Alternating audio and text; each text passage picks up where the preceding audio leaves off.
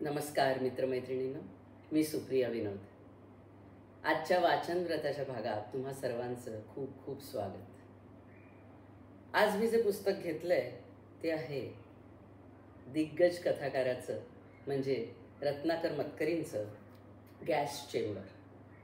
हा एक कथासंग्रह आहे आणि याचं वैशिष्ट्य म्हणजे नेहमीच्या गूढकथांपेक्षा तुम्हाला एक वेगळे मतकरी इथे भेटणार आहेत. भविष्यवेधी आणि सामाजिक जाण असलेल्या अशा या वेगळ्या प्रकारच्या कथा आहेत. चला तर मग कथेचं नाव आहे सुरक्षित.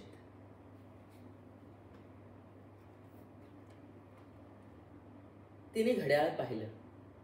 4:30 वाजले होते.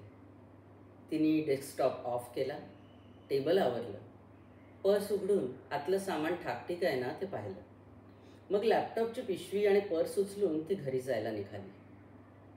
CCTV कॅमेरा आपल्याला मॉनिटरच्या स्क्रीनच्या कोपऱ्यात दाखवलेल्या बदलत्या क्षणांच्या साथीने दारापर्यंत सोबत करणार हे तिला ठाऊक होतं.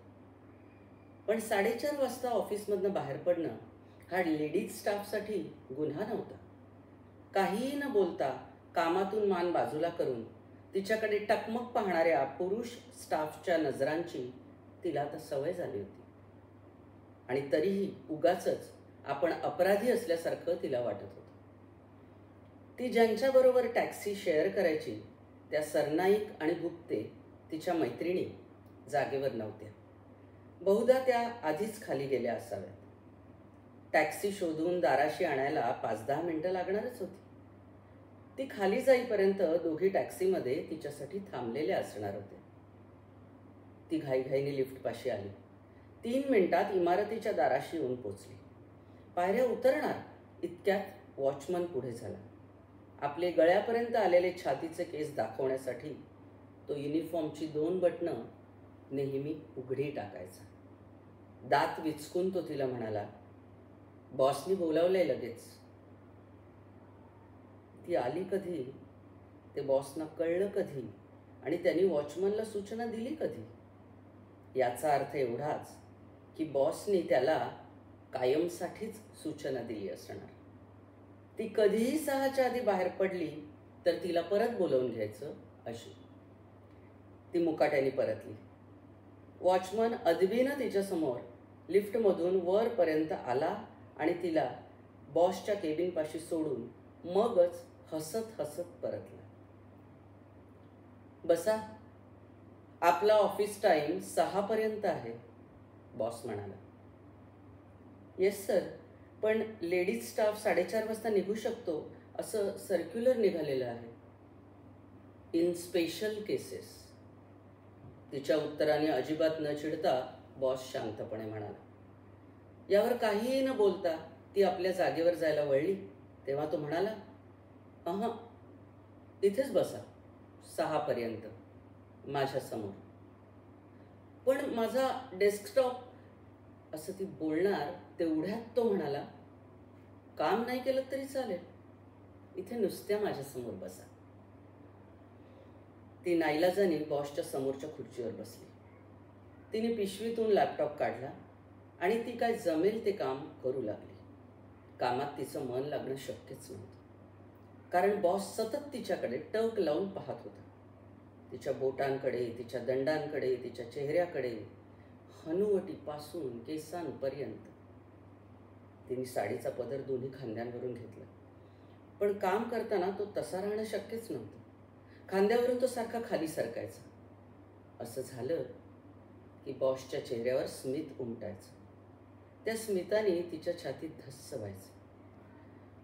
गेली 10-12 वर्ष जी राजवट चालू होती तिने जाहीर करून टाकलं होतं की स्त्रियांनी पूर्ण अंग झाकणारे कपडे घालणं आवश्यक आहे.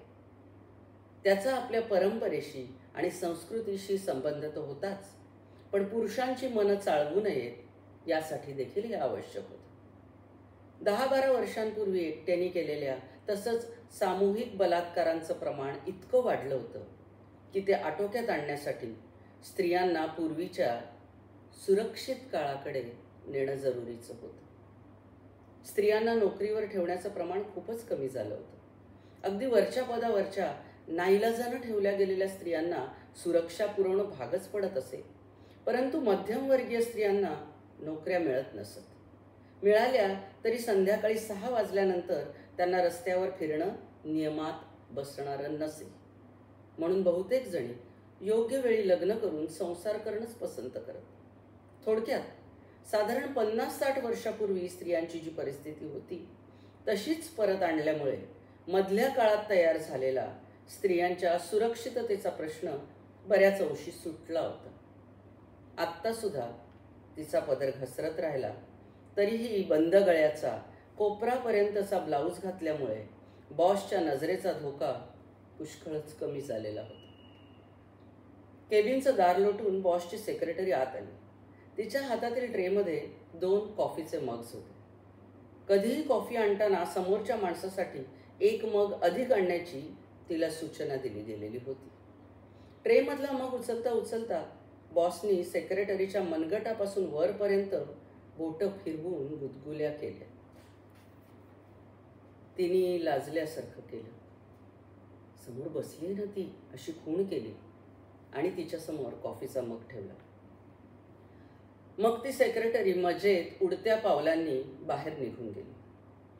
तिला उशीर होण्याची काळजी नव्हती, कारण ती बहुतेक वेळा बॉसच्या गाडीनेच घरी जात असे. बॉस कधीच रागावत नसे. लेडीज स्टाफवर तर नाहीच नाही. तो नेहमी हसून बोलायचा. आत्ताही तो हलक्या कुजबुजल्या आवाजात म्हणाला, तुझ्या घरी कोण आहे? कोणीच नाही ना? तू एकटीच राहतेस होय ना? हो, ती त्याच्याकडे न पाहता म्हणाली. मग मी सोडत जाईन तुला घरापर्यंत. चालेल ना मी घरी आलो तर? ती काहीच बोलली नाही. तेव्हा तोच पुढे म्हणाला, हो, त्यासाठी तुझी परवानगी हवीच. हल्ली कायदे फार स्ट्रिक्ट झालेत आणि बायकांच्या बाजूनी तुझ्या परवानगीशिवाय बोट देखील लावता येणार नाही तुझ्या अंगाला. तू लगेच तक्रार करू शकशील ना पोलिसात, मॉलेस्टेशनची. ती काहीच बोलली नाही. बॉस तिच्या त्या अंगभर कपड्यावरूनही तिचं निरीक्षण करीतच राहिला. मग पुन्हा हसून हलक्या आवाजात म्हणाला, तुला रोज लवकर घरी जायचे, पण त्यासाठी आपल्याला काहीतरी अरेंजमेंट करावी लागेल. Like a small letter from you. मी कधीही तुझ्या घरी यावं यासाठी तू मला राजी खुशीने आमंत्रण देतेस अशा अर्थाचं. तुझ्या सहीचं नाही, दुसरं काही नाही. हल्ली कायदे तुमच्या बाजूने झालेत ना, म्हणून माझ्या स्वतःच्या संरक्षणासाठी. तिने लॅपटॉप पिशवीत ठेवला. 5:45 वाजून गेले होते. ती उठली. बॉस म्हणाला, यू कॅन गो नाव. तेवढं लक्षात ठेव पत्राचं. घाई नाही. Any time will do. ती केबिन बाहेर पडली. बाहेरच बॉसची सेक्रेटरी बसली होती. तिच्या मुद्रेवरचं मघाचं स्मित आता गेलं होतं. नजर थंड झाली होती. ती खाली आली. वॉचमन तिच्याकडे पाहून काहीतरी ध्यानात आल्याप्रमाणे मान किंचित डोलावत हसला.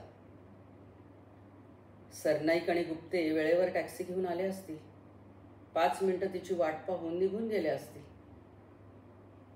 आता एकटंच घरी जावं लागणार. तेही शक्य तेवढ्या लवकर पोचण्याच्या हिशोबाने. काळोखाच्या आत. थोडंसं चालल्यावर तिला एक टॅक्सी दिसली. तिने विचारलं, येणार? नाही. ड्रायव्हर तिला न्याहाळत म्हणाला, एकट्या बाईला घेऊन जात नाही आम्ही. रूल माहिती आहे ना, पोलीस कधीही पकडू शकतात. बाईला कुठे नेतोस असं म्हणून दमदाटी करतात. अरे पण तू सांग ना पॅसेंजर आहे म्हणून. ते पोलिसांना माहीत असतंच बाई, पण पैसे काढायला काय कुठलाही आळ घेतात. नाही दिले तर सरळ चौकीवर. पूर्वीसारखं नाही राहिलं बाई हल्ली. कोणाला पण घ्यावं, कुठे पण पोचवावं. ती चालू लागली. आपल्या सुरक्षिततेच्या काळजीने पोलिसांनी आपल्याला टॅक्सी मिळू देऊ नये. विचित्र वाटेल, पण तसं होतं खरं. आणि एक टॅक्सीवाला तयार झाला नाही याचा अर्थ दुसरा कुठलाच टॅक्सीवाला आपल्याला सोडणार नाही. ती नाईला जाणं मेट्रोच्या दिशेने चालू लागली. मेट्रोमधले दिवे लागले होते. बाहेरही थोडं अंधारू लागलं होतं. ती ज्या डब्यात शिरली त्याच्यात एकूण एक पुरुषच होते. ती एकटीच बाई होती. देशात एकूणच पुरुषांच्या तुलनेत स्त्रियांचं प्रमाण घटत चाललंय हे खरंच, पण ते इतकं कमी झालंय. हा एक गमतीदार विचार तिच्या मनात आला. अर्थात खरं कारण हे होतं की नोकरी करणाऱ्या स्त्रियांची संख्या कमी झाली होती आणि त्यातूनही 6 वाजल्यानंतर कुठलीही स्त्री घराच्या बाहेर सापडणं कठीण होतं. म्हणूनच ती डब्यात शिरल्यापासून सगळ्या पुरुषांच्या नजरा एकटक तिच्याकडे लागल्या होत्या. वातावरणात एक ताण जाणवू लागला होता. तिच्या पलीकडेच दोघांच्या जागेत 3 तरुणांचं एक टोळकं एकमेकांच्या गळ्यात हात घालून गर्दी करून बसलं होतं. तिला पाहताच त्यांनी आपापसात काहीतरी विनोद केला आणि एकमेकांना टाळ्या देत ते मोठ्याने हसले. तिच्या शेजारी एक उतारवयीन माणूस बसला होता. तो सहज सरकल्यासारखा तिच्या जवळ अंगाला अंग लागेलसा बसला. तिच्या अंगातून भीतीची शिरशिरी गेली. आपण एकट्या इतक्या पुरुषांमध्ये, कोणी काही करायचं ठरवलं तर कुणीही त्याला अडवणार नाही. सगळे नुसती मजा पाहत राहतील. त्याहून वाईट म्हणजे काही जण स्वतःच त्या अत्याचारात सामील होतील. पण असं काही होणार नव्हतं. आजकाल इतके सहजपणे अत्याचार होत नसत. 12 वर्षापूर्वीची गोष्ट वेगळी होती. तेव्हा अत्याचाराचे खटले वर्षानुवर्ष चालत, मग बेल, मग पुराव्याचा अभाव, गुन्हेगार सहज सुटत असे. आज तसं नाहीये. बलात्काराच्या गुन्ह्यात एखादा पकडला गेला तर सुपरफास्ट कोर्ट त्याला दुसऱ्याच दिवशी गुन्हेगार ठरवत असे आणि या गुन्ह्याला एकच शिक्षा होती, फाशी. उगाच नव्हतं बलात्कारांचं प्रमाण एकदम खाली आलं. एवढा सगळा विचार झाला तरीही तिच्या मनातली भीती कमी होण्याऐवजी हळूहळू वाढतच चालली होती. गुन्हा घडल्यानंतर अपराध्याला शिक्षा होऊन बळीला काय फायदा आहे? डब्यातल्या नजरांचा तिला त्रास होऊ लागला. काय करतोय आपण इथे? त्यापेक्षा आपली मैत्रीण बाबी बरी. आपल्यापेक्षा 2 वर्षांनी मोठी, पण गेली 4 वर्ष ती संसारात बुडून गेलेली आहे. अजून मूलबाळ नाही. ते झालं की अधिकच रमेल संसारात. नवरा महापालिकेत भरपूर पैसा मिळवतो. हिला पैशाची ददात नाही. तरी वेडी तक्रार करत राहते. म्हणते, तुझं बरं आहे बाई, अजून सडाफटिंग आहेस, स्वतंत्र आहेस, कोणाची हुकूमत नाही तुझ्यावर.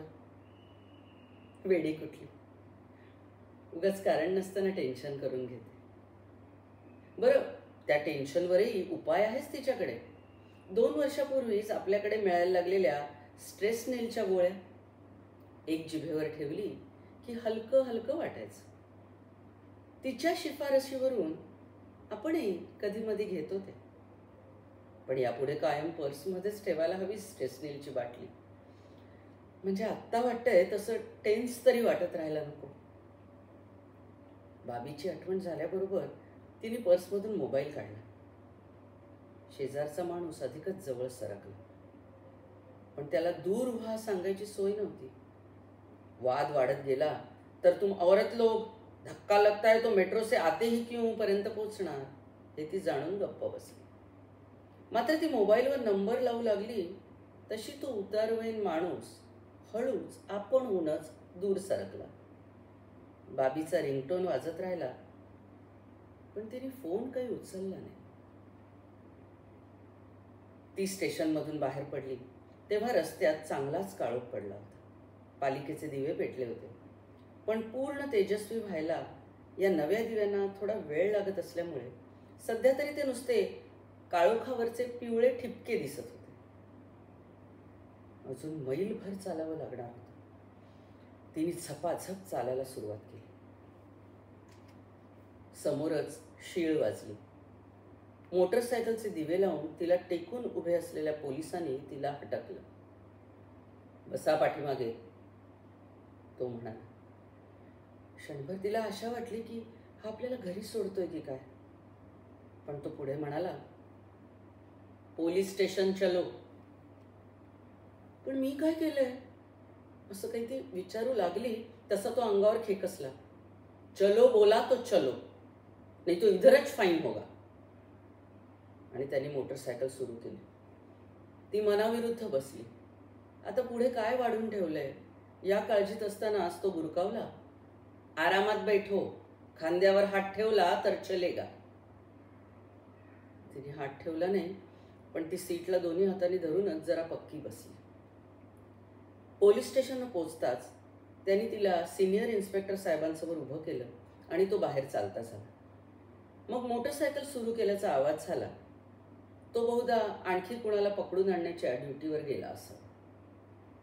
इन्स्पेक्टर साहेबांनी बसा म्हणून सांगण्याआधीच पायातली शक्ती गेल्याप्रमाणे ती तिथे खुर्चीवर बसली. हा माणूस आता कसा आहे कोण जाणे. मध्यम वयीन आहे, कदाचित थोडा समंजसही असावा. 6 वाजून गेल्यानंतर तुम्ही रस्त्यावर फिरताना सापडलात, साहेब म्हणाले. ऑफिसमधून घरी चालले होते. आपल्या देशाचे प्रधान सेवक डोकं फोडफोडून सांगतात की बायकांनी नोकऱ्या न करता संसाराकडे लक्ष दिलं तरच गुन्ह्यांचं प्रमाण घटेल. पण तुमच्यासारख्या बायका ते ऐकायला तयारच नाहीत ना. कसं करायचं तुमचं संरक्षण? मला नोकरी करणं भाग आहे. कुठे करता नोकरी? स्किल्स अँड सर्व्हिसेसमध्ये. तिच्या मनात आलं की सांगून टाकावं तिचं काय चाललंय ते.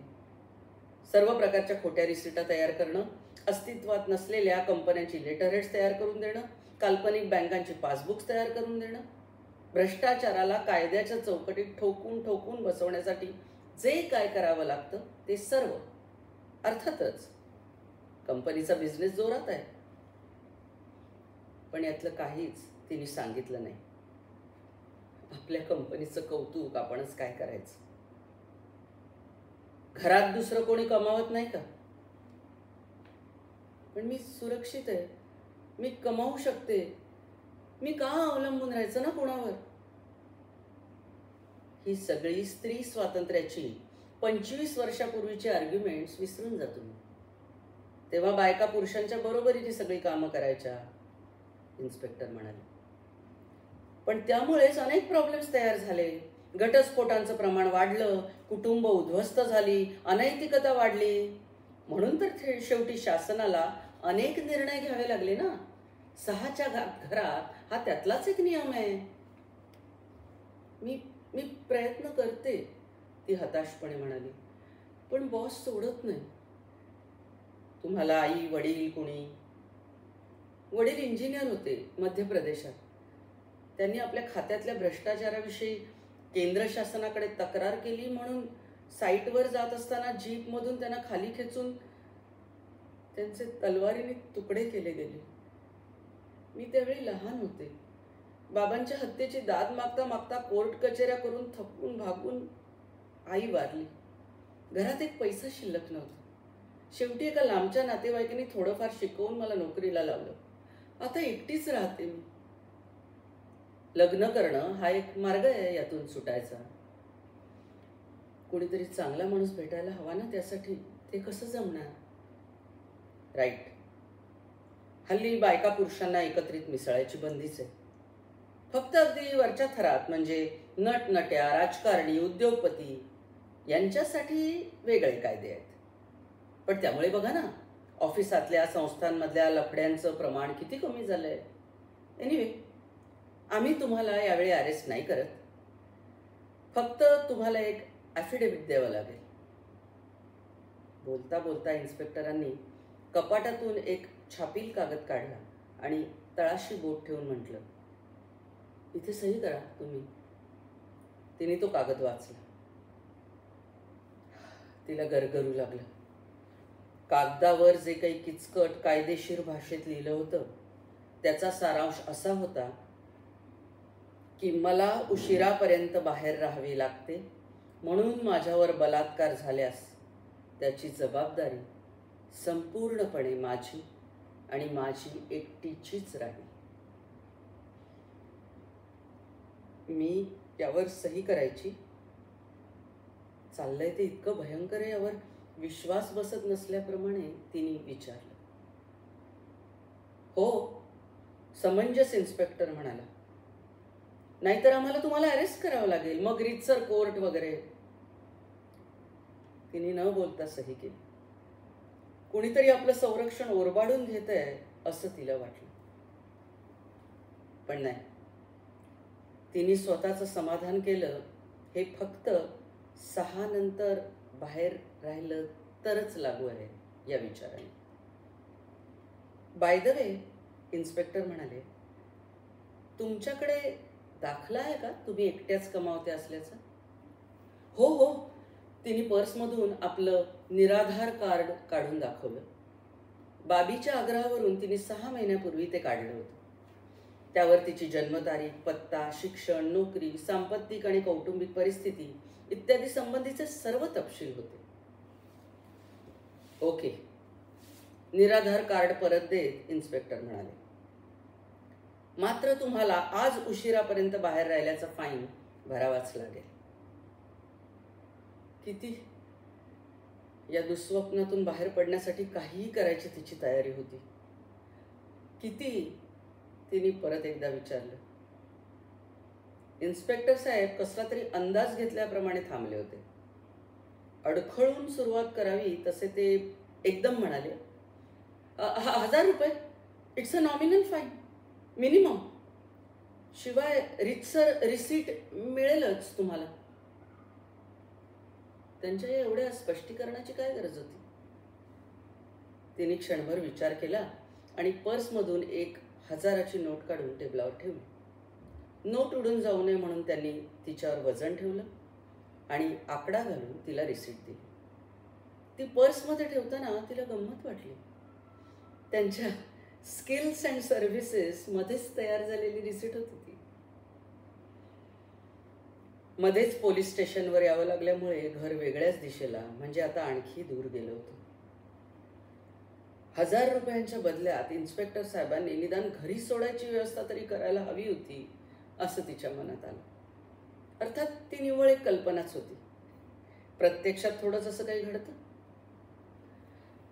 घरी पोचल्यावर हा सारा वृत्तांत बाबीच्या कानावर घालायलाच हवा होता. हे पोलीस रूल्स, हे ॲफिडेव्हिट. बाबीला यातल्या कशाचीच कल्पना नसेल. म्हणावं, बाई ग, हल्ली नोकरी करणाऱ्या मुलीचं आयुष्य किती कठीण झालंय. त्यापेक्षा बघ, तुझ्या संसारात तू किती सुखी आहेस. वाढत गेलेल्या ताणतणावामुळे तिचं डोकं आतून कुणीतरी अधूनमधून घण मारत असावं ना, तसं दुखू लागलं. घरी पोचल्याबरोबर स्ट्रेसनिलची एक गोळी घ्यायलाच हवी. तिला घरचा रस्ता अधिकच लांब वाटू लागला. चारही बाजूंनी अधिकाधिक काळोख जमा होतोय असा भास तिला होऊ लागला. सगळा धीर एकवटावा तसं काहीसं करून ती आपल्या इमारतीशी पोचली. इमारतीखालच्या काळोखात तिने पाऊल टाकलं. मात्र एकाएकी एका काळ्याकुट्ट धिप्पाड कुत्र्याने तिच्या अंगावर उडी मारली. त्याच्या मालकाने वेळीच त्याचा पट्टा खेचून धरल्यामुळे तिला काही अपाय झाला नाही. तरीही ती एक बारीक किंकाळी फोडून तिथून निसटली. कुत्र्याचा मालक कुत्र्याला दम देऊन गप्प करत करतच तिच्या जवळ आला. तोवर ती लिफ्टपाशी पोचली होती. जस्ट अ मिनिट, तो म्हणाला. एवढ्यात तिने लिफ्टची बेल दाबली होती. नोकरी करता ना तुम्ही? तो तिच्या अगदी जवळ येऊन म्हणाला. त्याने अंगाला लावलेल्या कुठल्या तरी स्वस्त परफ्यूमचा वास तिच्या डोक्यात गेला. धडधाकट, सावळा, काळी पॅन्ट आणि काळाच टी शर्ट घातलेला तो रासवट मुलगा तिच्या ओळखीचा होता. त्यांच्या इमारतीच्या मालकाचाच मुलगा होता तो. टॉप फ्लोअरच्या टेरेस अपार्टमेंटमध्ये तो राहायचा. आपल्या त्या काळ्या राक्षसी कुत्र्याला फिरवताना रोज संध्याकाळी तो इमारतीच्या आवारात दिसायचा. कशाला करता एवढी धडपड? लग्न करून मजेत राहा, तो म्हणाला. एवढ्यात लिफ्ट येऊन थांबली होती. ती लिफ्टचं दार उघडत असताना तो तिला अगदी खेटून उभा राहिला आणि म्हणाला, मी तयार आहे तुमच्याशी लग्न करायला. तिने उत्तर दिलं नाही. दार उघडून ती लिफ्टमध्ये शिरली आणि तिने दरवाजा लावून घेतला. 6व्या मजल्याचं बटण दाबलं. लिफ्ट सुरू झाली तरी तिच्या छातीची धडधड थांबली नव्हती. लिफ्ट थांबली. ती बाहेर पडली. उगाचच धावत ती आपल्या फ्लॅटपाशी गेली. लिफ्टमध्ये असताना तिने पर्समधून घराची चावी बाहेर काढली होती. ती तिने दाराला लावली. दार उघडताच ती पळत आत शिरली. धाडकन दार बंद करून तिथल्याच दिवाणावर तिने अंग टाकलं. अजूनही तिच्या छातीत धडधडत होतं आणि डोक्यात मधून मधून घण बसत होते. काही वेळ ती शांत पडून राहिली. आता कसली भीती नाही. आपण घरी, आपल्या स्वतःच्या घरी येऊन पोचलो अशी ती आपल्या मनाची समजूत घालू लागली. अचानक दारावरची बेल वाजली. त्या पाठोपाठ कुत्र्यांचं भल्या मोठ्याने भुंकणं. काय विचार आहे याचा? आता हा आपली पाठ सोडणार नाही. काय करायचं आपण? तिच्या छातीत पुन्हा धडधडू लागलं. ती तशीच अंधारात पडून राहिली, दार न उघडता. बाहेर कुत्र्याचं भुंकणं चालूच होतं. मग पुन्हा एकदा बेल वाजली. काय करायचं? आणखी 2-3 मिनिटं गेली. पुन्हा बेल वाजली. आणखी 5 मिनिटं. मग ती उठून बसली. दार उघडून एकदाचा काय तो सोक्षमोक्ष लावावा असं तिने ठरवलं. पण त्यानंतर बेल वाजली नाही. कुत्र्याचं भुंकणं हळूहळू दूर गेलं. नंतर ऐकू येईन असं झालं. मालकाच्या मुलाने पवित्रा बदलला असा. अर्थात तो इतक्या लवकर पाठ सोडणार नाही. पण आत्तापुरतं तरी. तिने दिवा लावला. पर्समधून मोबाईल बाहेर काढला. बाबीला ती हेही सांगणार होती. तिला सल्ला विचारणार होती. तिच्याशिवाय दुसरं होतच कोण सल्ला द्यायला. काही वेळ नुसताच रिंगटोन वाजत राहिला. मग एक पुरुषी आवाज बोलू लागला. म्हणाला, मी बाबीचा नवरा बोलतोय. मी मगाशी फोन केला होता. तिने उचलला नाही. आय एम सॉरी, तुम्हाला कळवायचं राहिलं. बाबी काल गेली. कुठे? काल मी ऑफिसला गेलो असताना तिने स्ट्रेसनिलच्या बाटलीभर गोळ्या घेतल्या आणि ती झोपून गेली. आय कुड नॉट सेव्ह हर. तिला इतका प्रचंड धक्का बसला की ती काहीच बोलू शकली नाही. बाबीचा नवराच पुढे म्हणाला, कसलं दुःख होतं तिला काही कळत नाही. माझी घुसमट होते म्हणायची. पण म्हणजे काय? पैसा होता, संसार होता, मूलबाळ नव्हतं, पण पुढे मागे झालं असतं.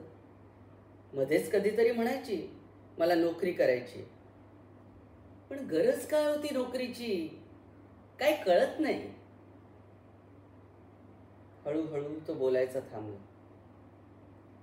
तिने फोन बंद केला. तिला काही समजेनसंच झालं होतं. डोकं तर इतकं दुखत होतं की भिंतीवर आपटून घ्यावंसं वाटत होतं. तिने टेबलावरची स्ट्रेसनिलची बाटली उचलली, उघडली आणि एक गोळी जिभेवर ठेवली. धन्यवाद.